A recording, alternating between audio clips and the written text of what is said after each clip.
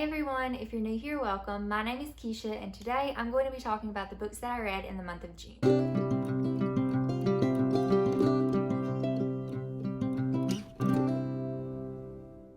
For those of you who have been around a while, you probably already know that June was a very busy month for me. So I only read 4 books last month, but I'm going to go ahead and tell you my thoughts on each of them.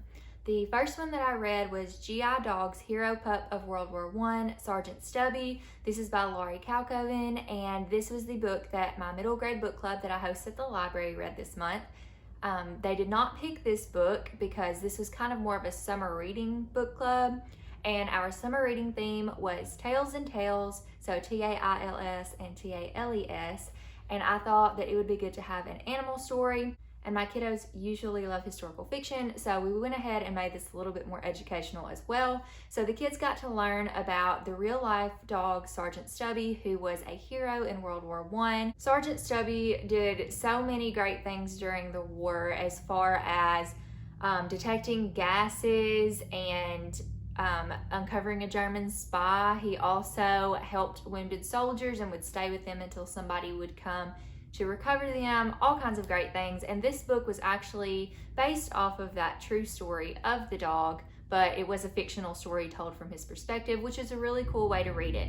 Basically, it was like learning a little bit about World War I through the eyes of a dog. So it was really interesting. I ended up giving this book 4 stars out of personal enjoyment, but objectively, I feel like it would be a 5-star book. It's a really good introduction into World War I, and it's also really interesting because it tells you the story of a war dog. And I don't feel like a lot of people know that there were many kinds of animals that helped throughout many wars in history, from dogs to cats to foxes to elephants to camels to kangaroos even. Some of these were just mascots, but they did hold a place in history and wars, and so it's really cool to learn about that stuff. So I do think this is a great place for young children to get a little bit of an introduction into war and war animals, and I think it's very informative and also really fun. So I would definitely recommend it if you have kiddos that enjoy historical fiction and animals. Next up, I read Sometimes I Lie by Feeney.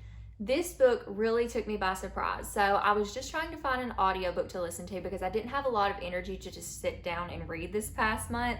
So I found the audiobook for Sometimes I Lie by Feeney, and I wasn't sure if I was going to like it or not because I knew it was a domestic thriller, and I'm not always into domestic thrillers. I will just go ahead and let you know that there are some pretty graphic rape scenes in this book, as well as some instances of stalkers. And so if any of that triggers you, I just want to let you know that going in.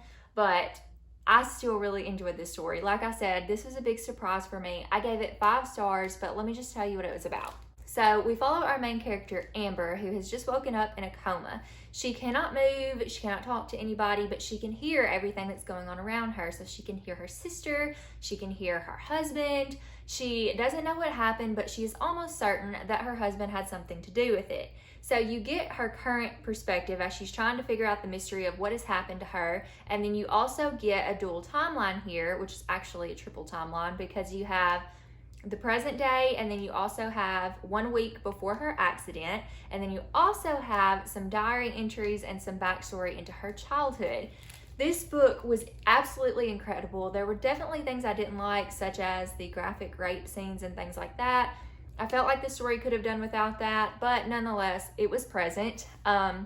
Did cause some very dramatic moments in the story, but overall, I really enjoyed this. Setting all of the things I didn't like aside, this was a 5-star read for me. The twist that happened was so stinking good, and if you know, if you've been around on my channel any amount of time, you will know that my 2 favorite twists are from The Last Time I Lied by Riley Sager and The Silent Patient by Alex Michaelides. And I would have to say that this twist in order would top The Silent Patient for me. So The Last Time I Lied is still my favorite twist, but this one I think might be my second favorite now. The Silent Patient I still really love, but it was also one of the first thrillers that I ever read, so I'm finding things I like even more now. So this is definitely one of those.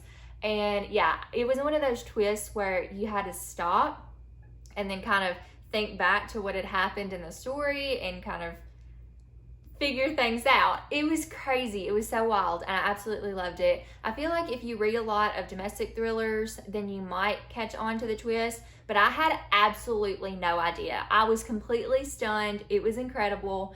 I thought the story was really well written, and it was a very fast-paced writing style, as most thrillers are. So yeah, I highly recommend this. If you have not read Alice Feeney before, I would recommend picking this one up. I did try to read another of her books. I think it was called I Know Who You Are, but I couldn't really get into that when I was listening to it on audio, but also I think I was kind of approaching a reading slump because of summer reading, being busy, and just kind of having read a lot of books last month.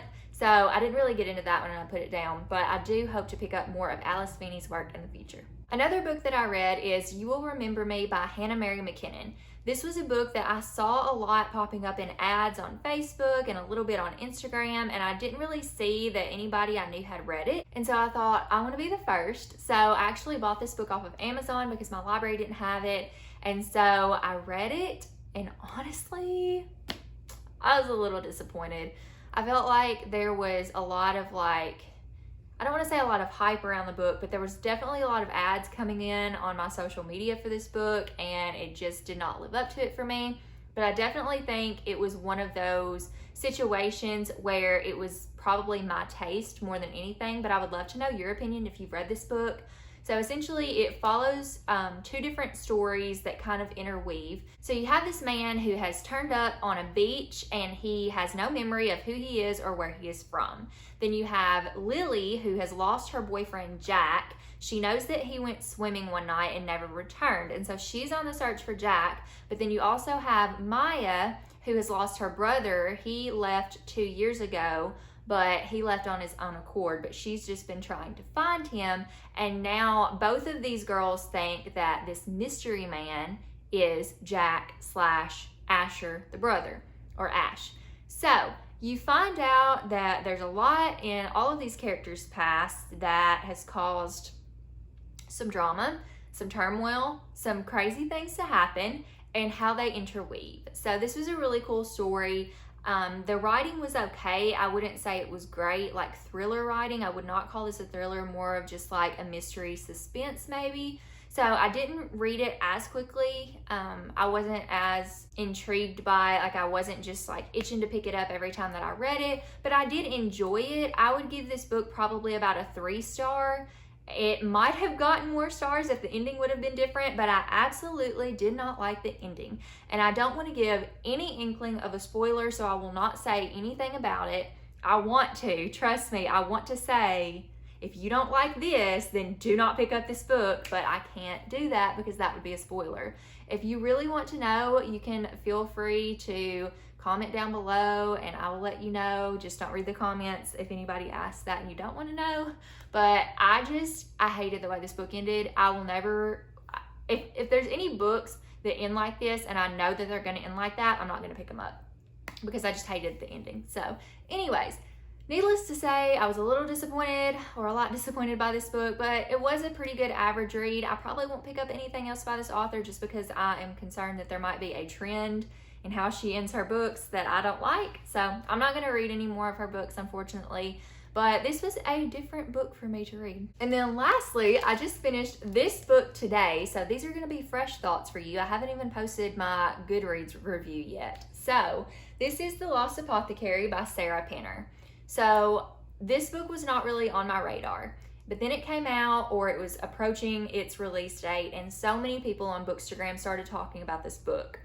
One person in particular was Liv from Liv's Library. She read this book and then told me I absolutely had to read it, that it was phenomenal. She loved it. She gave it 5 stars, and it was probably going to be one of her favorite books of the year. Then my coworker Stacy read this book and also equally enjoyed it, said she would give it like 6 out of 5 stars, said it was phenomenal, and it was probably one of her favorite books of the year. So I had 2 people from 2 different ends of my life telling me, you have to read this book. So I decided to pick it up. Now, unfortunately, I decided to pick it up during a busy month where I was in a reading slump. So it has taken me quite some time to finish this book. I read the first 100 or so pages at the beginning of June, and then I just finished this up the very beginning of July, but I'm counting it in my June reads because I read most of it. Well, maybe not even most of it, but half of it in June, and I want to go ahead and include it in this wrap up. So if you don't already know, the Lost Apothecary follows a dual timeline. So in the past, you have Nella and Eliza, and Nella is an apothecary, and she took after her mother as an apothecary. Well, at first anyway. So Nella's mother gave medicines and different, I don't know what you would call them.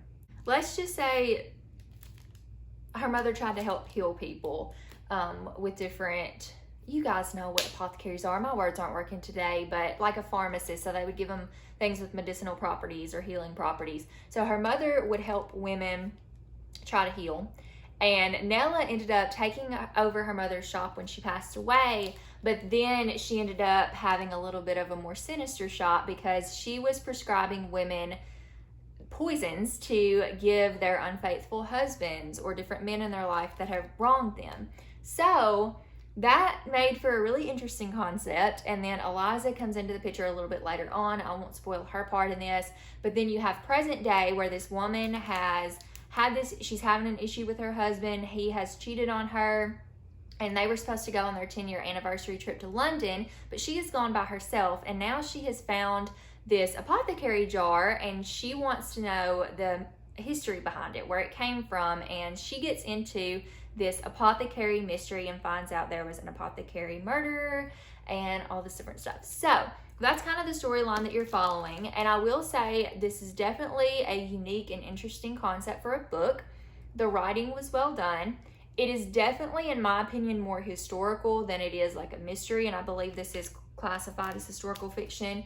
So I would say it's more historical than it is, I mean, there is a mystery, but it's going to be more for people, I think, who like historical fiction. And I do like historical fiction, but this book, I don't know. I was expecting a lot out of it because everybody loves it. And I did give this book 4 stars, but it just wasn't a 5-star read for me. I thought it was interesting, but I don't think I just really cared enough about the subject matter or the characters that much. By the end, I was really intrigued and my heart was racing at different points. There were a few twists in there that weren't like huge twists. They were twists, but they weren't just like huge. There was one that I audibly, I don't want to say I didn't gasp at this one. I just kind of was like, oh my gosh, you know. So there was one that took me by surprise that I enjoyed that twist.